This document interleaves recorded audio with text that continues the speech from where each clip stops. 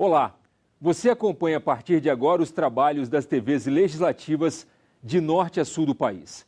São informações e reportagens especiais produzidas no Congresso Nacional, nas Assembleias Estaduais e Câmaras Municipais. Começa agora o Parlamento Brasil.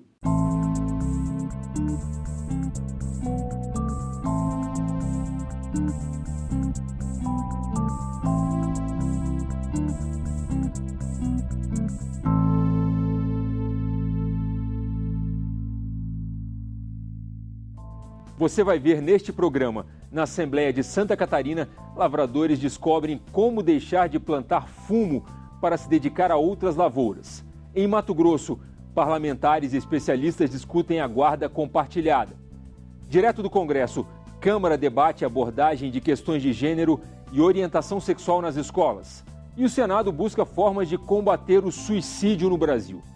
Na janela cultural, a poesia de Augusto dos Anjos muda o cotidiano de uma escola no interior da Paraíba.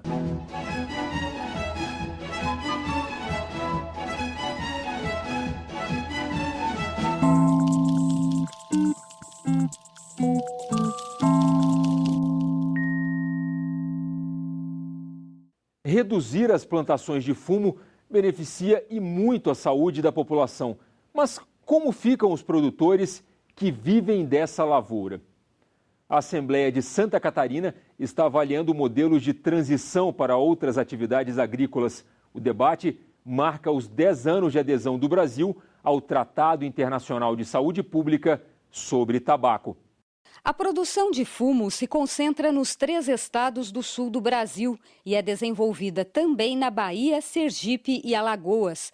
São 180 mil fumicultores em todo o país, que é o segundo maior produtor de tabaco do mundo.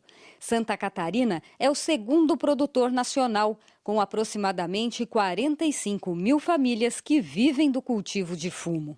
Em 2003, a Assembleia Mundial da Saúde adotou a Convenção Quadro para o Controle do Tabaco, que é o primeiro tratado internacional de saúde pública sobre a produção de fumo.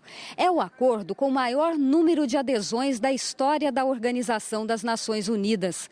Até março deste ano, 180 países já tinham assinado. O Brasil aderiu em novembro de 2005. O objetivo é proteger a população atual e as futuras gerações das consequências sanitárias, sociais, ambientais e econômicas geradas pelo consumo e pela exposição à fumaça do tabaco. Este debate, realizado no plenarinho da Assembleia Legislativa, marca os 10 anos de adesão do Brasil ao Tratado Internacional. O evento reuniu políticos, pesquisadores, agricultores e representantes de entidades que prestam assistência técnica e extensão rural aos produtores. Durante todo o dia, os participantes discutiram modelos de transição para que os agricultores que hoje vivem do fumo passem a exercer outras atividades agrícolas conforme preconiza a Convenção Quadro. Este agricultor de Leoberto Leal já fez a transição. Eu me vi assim, como se diz, intoxicação demais, né? Não valia a pena mais trabalhar na lavoura, na roça, né? Eu estava levando muito porre de fumo verde, né? E trabalhando muito com veneno, e daí eu vi que meus filhos não iam poder ficar comigo, né? Porque a gente não tinha sustento certo assim e a saúde da gente estava se acabando. Daí eu vi jeito que tinha que parar com o fumo. Por isso que a gente saiu do fumo. A Convenção Quadro para o Controle do Tabaco é considerada um marco histórico para a saúde pública mundial e determina a adoção de medidas que vão do controle da propaganda e publicidade ao tratamento de fumantes, comércio ilegal, preços e impostos. Este debate é promovido pela CEPAGRO, o Centro de Estudos e Promoção da Agricultura de Grupo, que trabalha com 5 mil famílias de fumicultores de Santa Catarina interessadas em mudar de atividade.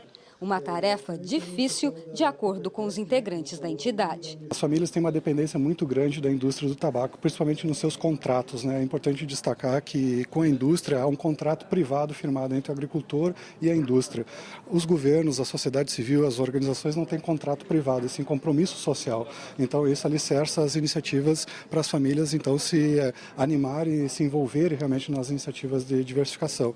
Uma outra questão assim, a família endividada, geralmente posteriormente com a indústria, ela busca sucessivamente contratos para recuperar o pagamento daquela dívida e não abre, então, possibilidade de ela investir em outras alternativas, né? O deputado federal Irã Gonçalves, do PMN de Roraima, participou do debate. Ele é médico e relator na Comissão de Constituição e Justiça de um projeto de lei que tramita há 16 anos na Câmara Federal. A matéria propõe a criação de um Fundo Nacional da Fumicultura, com recursos de impostos pagos pela indústria do tabaco. Um dos destinos do fundo seria o ressarcimento aos estabelecimentos públicos de saúde que tiverem despesas com o tratamento de pacientes vítimas de doenças derivadas do consumo de fumo. E outra parte desses recursos é que a gente ajude aos produtores de fumo, principalmente do sul do Brasil, Santa Catarina, Paraná e Rio Grande do Sul, para que eles consigam sair da cultura do fumo para outras culturas.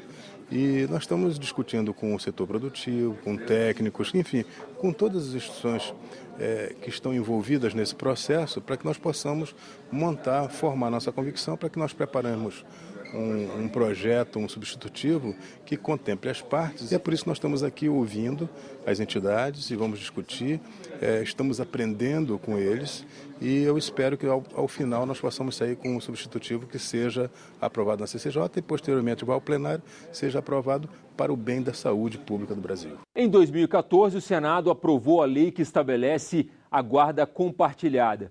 Pai e mãe passam a dividir os cuidados com os filhos depois da separação. A Assembleia de Mato Grosso fez uma audiência pública para debater a guarda compartilhada com a sociedade e com os especialistas. O principal objetivo é combater a alienação parental. A audiência contou com a presença de diversos especialistas em direito familiar.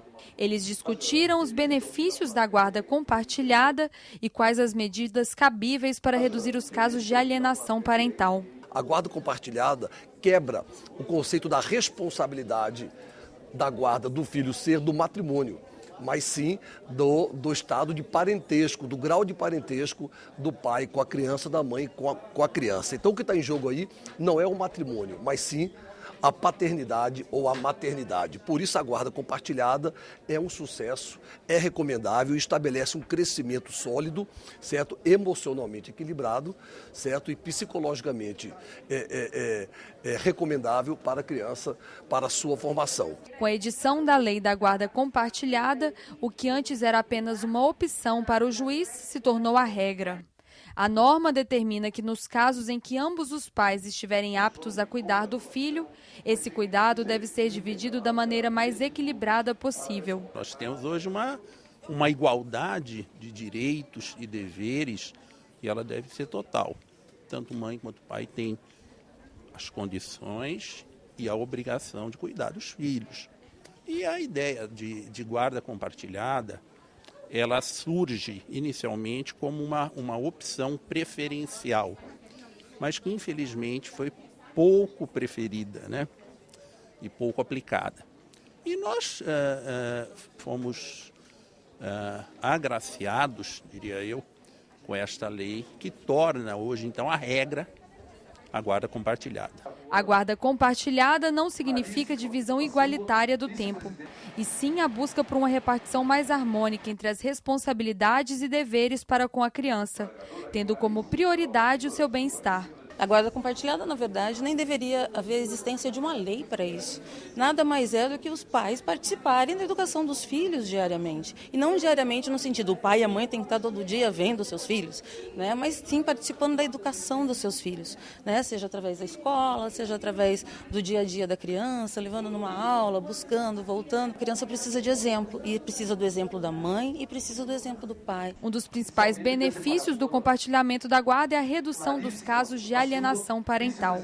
A partir do momento que os pais, embora separados, embora concebido aquele filho e que não tem aquela legitimidade de ter a conversa, a guarda compartilhada pode sim somar para o engrandecimento voltado à criança. A preocupação maior é voltada ao interesse da criança. Agora, quando os pais se falam, quando os pais por si só sabem conversar, engrandece a ação voltada àquela criança, seja o pai detentor da guarda ou seja a mãe detentor da guarda. A lei que determina o compartilhamento da guarda como prioridade entrou em vigor em 2014. É uma lei que veio para combater essa prática, para conter esses abusos e mudar o comportamento e a mentalidade dos casais que sofrem ruptura. A defensora pública Daniele Dorileu destaca que são inúmeros os avanços trazidos pela lei. Mas ainda há muito a ser feito para que os pais entendam que mesmo com a separação, os laços familiares continuam a existir. Eles não percebem que a relação que acabou foi entre eles, né? E com os filhos não. Então o que eles fazem? Eles usam essa criança, muitas vezes sem perceber que estão fazendo isso, para atingir o outro. E isso prejudica muito essa criança, porque psicologicamente, né, os pais não percebem que essa criança está crescendo num ambiente não sadio e pior, está levando com ela para a vida toda esse meio ruim. E nós, operadores do direito, quando nós somos procurados por eles para fazer o divórcio, para brigar, para ir através de uma guarda, né? A gente tem que ter muito cuidado, tem que ter muita percepção para ver que isso efetivamente está acontecendo e não deixar que esse pai realmente utilize dessa criança para fazer desse tipo de coisa, porque quem vai sofrer ali, não só naquele momento, mas para o resto da vida, é essa criança. A seguir, Câmara avalia a inclusão das questões de gênero no conteúdo escolar e o Senado debate estratégias para combater o suicídio. O Parlamento Brasil volta já.